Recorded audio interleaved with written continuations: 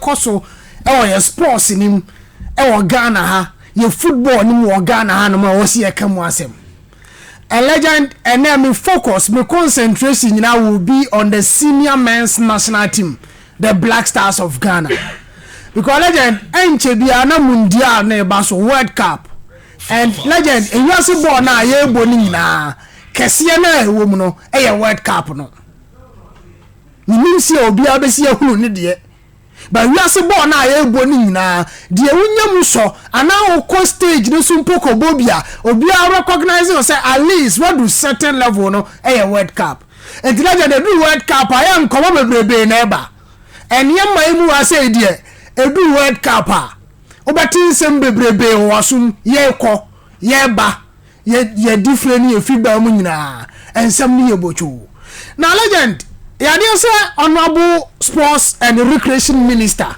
Kofi Idi Adams nimonyam fo ekodi nkomo ya ye nuam ba kwa sempa obi ekusi sen so na legend nkomo na okodi ye no legend me ankasa de mo adefofro kra ba nkomo okodi ye no a legend samote be boyan with the first voice on a kwaya omufa so omunya Carlos Carroll so meye adwuma fama the Black Stars of Ghana and kebere me depa no ma sha ase afiwo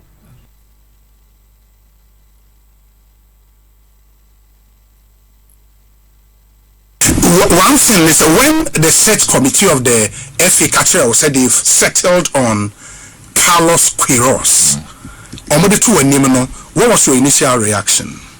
Well, at every stage of the search, they were giving me updates. Okay. And I would say I was involved in some ways or the other, especially maybe if there was a particular person that they thought they wanted, and there are some challenges, some way, somehow, no. The here you see the other networks are to try and reach out to Sanipan. So it's not like I wasn't generally involved. I was, and we did, yeah. But now who pref Nyankopo nshira opa o ye adwuma nyame nshira o no ma nkwatente adabi adebe ye adwuma man legend they say Honorable Sports Minister Kenya na say in some way he was involved in the appointment of Carlos Carroll. Legend Matthias DNT football and we are lacking behind. And then we are focus, you blame no you call the football association so. Yes, you never bring one so because you honorable interviews now na they are all partly in say Kasa legend uko football countries or more football partner in terms of sporting responsibilities. Young couple coach, Mrame coach national team. Young set target man national team coach. Elfen na wasu take that responsibility no. But who tell someone? Opani can't say ya. Say in a way. Si akofo obiam na ba be ya adwuma. Let me pana was on a certain target. O ma onipa kra ekofo na adwuma ne task no. O say no be full konsusu ho. Ni nyina ne say nipa ne betua nipa ne ka ba enfonso ba na sa asamba nipa na okoya appointment no ene e bebo na chi. Now opanyin nkomo na okodi ya legend the all park nyina ne say Carlos Carroll maye mu nyina no. E ade say aban no edim ho bi pa. And legend the first time I saw any BS in here. And media me when say affect your national team no. Legend acquire nam so affect you nyina say in 2022 Abra World Cup qualifies playoffs no. Yakofa coach Otoado say omebo 2 matches ne against Nigeria. Because any coach. 97.9. Now legend coach Otoado Bokumasi wie ekwa abi okuta kwa ball 1-1 qualifier. Or qualify and they attend any videos I near be here and say, O man penny of a funa flow to what to say on your now back kidnapping. Because why not come as Swadi Amano? And so man penny for from national team coach catch and so on your back kidnapping. It means the coach is a permanent coach. Young Ferdinand man won't quay. Or to what would you want to quay or the Yako Kata. Modern anko said the ope, but answer in using the word kidnapping, no. One Jimmy ya will be quite different. The other can say, oh man, Penny was happy, say, yes. A friend say, coach, you know, and you call World Cup. Yes. Yes, Otwado call White Cup, no man quatentam. And to a jail, you wanted to resign here. Echoe. Now, legend, Otwado call and come on in United and say, Coach Chris Hilton na Auburn. I bind the person on the neighbor. You know what Ghana TV. And Chris Hilton so bad the G. Jumano, one year successful. Chris Hilton so sankoe.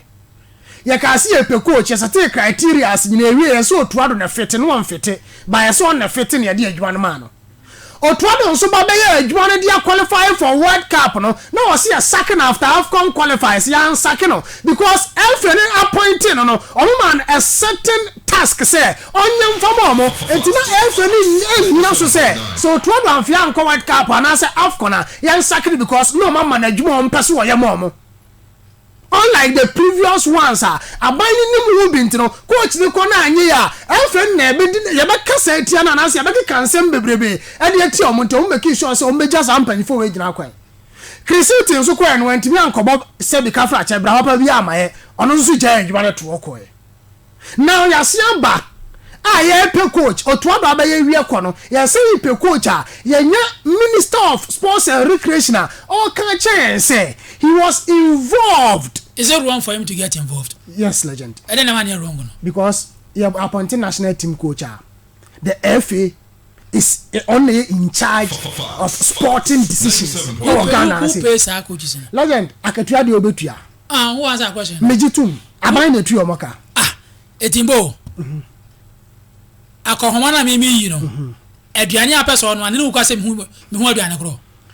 Legend. Usu bedimo. Amebo. Me na me ya akohoma no. Enti aduane aba no ane ene kwasem hu aduane kro. Legend ena me say usu bedimo ni stew. Eno amaska say yemfa nkoye mo ni stew ni ma. Senka obetuma ya wo mo ni stew a. Legend can be anka osi dwom koto ingredients ne be ye. E bia metima ye better afekeke. And again, enye no ye in charge say oba no am ni stew no de say odi sika beba. Ye no am ni stew ni na enye da. Eno kwa wo say na wo no emro de ono am no so bebrebe because am na anya da de am na enam no so ono an no e na ebo ndin that's the FA. Enti enfonso ya wa ho ne say omo involve the honorable sports minister. Because that be on be involve parliament politicians ni bia ananye. And as a man involved almost way.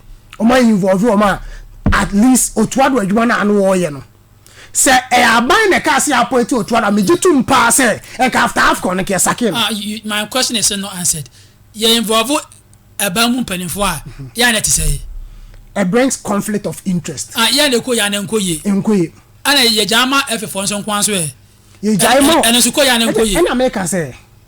Efe no ene nimbo na ye de ama na o ye hyenensa enti efe ni betima ma Otwado say yama 3 years yama 4 years this is the project I pay but I buy ni so the interest say ya buy ya anko World Cup ya anko AFCON na omo manage ball won so so bubafu ye don't limit to aban baby say anuntina me sha say free Otwado honom no the first appointment no. Because I wanted to be specific. As I'm not me bekano. The shall fi 2022. Enti abana onu tua coach ne kano.